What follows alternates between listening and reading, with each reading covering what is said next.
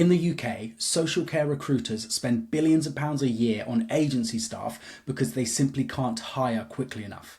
Now, I'm about to take a call with a live AI recruiter who's going to score my conversation and send it directly to the care provider. This is going to cut screening time by 90% and save them half an hour per candidate. Here we go.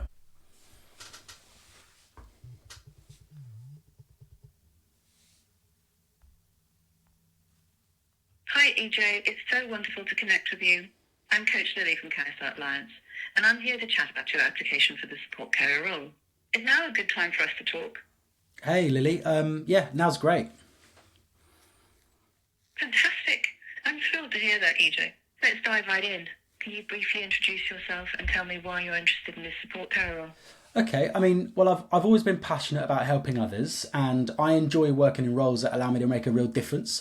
I found that quite rewarding, and I want to bring that same level of care and compassion to this role. That's a beautiful motivation, EJ. Making a real difference in people's lives is truly rewarding. Thank you for sharing that with me. Now, can you walk me through any previous experience you have in care? I worked for 4 years in a residential care home, assisting with personal care, meal prep, and companionship. I also helped residents with mobility and provided emotional support. It sounds like you have valuable experience in a variety of essential areas, which is fantastic. Assisting with personal care and providing emotional support are key aspects of being a support carer. Do you have the right to work in the UK? Yes, I have the legal right to work in the UK, and I can provide all the necessary documents if needed. Great to hear, EJ. Thank you for confirming that. Now, do you have a valid driving licence? No, I don't drive, but I'm comfortable using public transport, and I'm always making sure to plan ahead, so I'm never one to be late. That's completely understandable, EJ. It's great to know that you're proactive about planning ahead and using public transport. Now, let's talk about your availability. What are your preferred working hours? And are you open to night shifts or weekend work? Yeah, I'm open to night shifts. I'd prefer not to do every weekend, but I'm certainly flexible. Thank you for sharing that, EJ. Flexibility is definitely important in this role, and it's great that you're open to night shifts while also considering your weekend availability. Now, how do you handle challenging situations, such as a client refusing assistance or becoming agitated? I'd stay calm, respect their decision, but try gently to encourage them by offering alternatives. If they get agitated, I'd give them space if needed, but I try to redirect their focus onto something more comforting.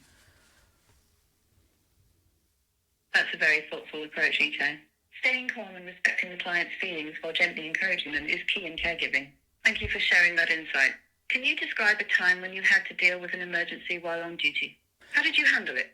I haven't really dealt with emergencies before, but if it happened, I'd probably call for help straight away.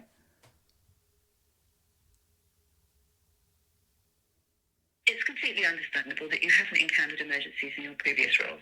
Recognising when to call for help is very important, and having that awareness is a great start. Now, are you comfortable working with clients who have complex care needs, such as dementia or mobility impairments? Yeah, I've got experience supporting individuals with dementia and mobility impairments. Yes, I do. That's wonderful to hear, okay. Having experience in supporting individuals with dementia and mobility impairments is invaluable in this role. Now, do you have any relevant certifications or training, such as first aid, manual handling, or safeguarding training? So I've completed my first aid and manual handling training, but I've not done safeguarding. I usually just try and follow best practices. That's great to know. Having first aid and manual training is very beneficial for support care. Following best practices is essential as well. Now, do you have any questions for me about the role of the company? Yeah, will you guys be able to provide safeguarding training for me if we were to work together? Absolutely, EJ. If you join our team, we provide comprehensive training, including safeguarding, to ensure that you feel confident and well prepared in your role. Thank you for your great questions. To summarise our conversation, you have 4 years of experience in care, you're open to flexible hours, including nights, and you have completed first aid and manual training. Your motivation to make a difference really shines through. Thank you for chatting with me today. I will be in touch soon regarding the next steps. Have a wonderful day. Thanks very much. Catch you later on.